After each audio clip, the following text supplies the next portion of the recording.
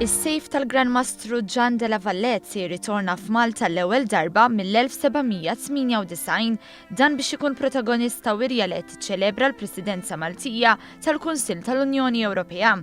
Il-wirja se titmexxa mill-kuratur Manuel Magro Conti li spjega x'inhu s-sinifikat storiku tas-sejf tal-Gran Mastru li tagħna l-Belt Kapitali. Reġa' lura hawn Malta vera żmien qasir biex narawh qiegħed f'postna fejn kien u jfakkarna f'dawn l-istejjer.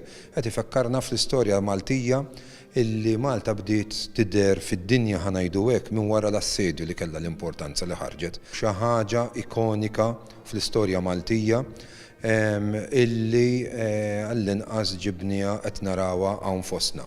U bħalma għajnejn l-Ewropa ntefgħu fuq Malta wara l-assedju, issa ġara l-istess bil-Presidenza Maltija fin gżiritna se jkollha rwol importanti fil-futur u l-ħarsien taċ-ċittadini.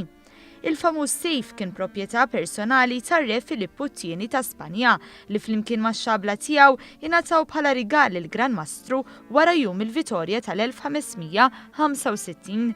Iżda l-istorja tas-sejf kellha tinbidel meta fl-1798 wasal fuq artna ġeneral storiku partikulari, Napoleon Bonaparte. Napoleon nafu illi kien follower tal-istorja tal-Ordni u aktar anka ta' De Valette u x'għamel fl-assedju kbir għalih kien hero, jiġifieri kienet naħsbu li premeditata wkoll. Kienet magħrufa qed jintuża dan is-sejf matul iż-żminijiet tal-Ordni fit-8 ta' Settembru f'purċissjoni kolossali mimlija spiritu ta' trionfiżmu, reliġjożità u ta' unjoni Maltija mal-Ordni, illi dana kien magħruf.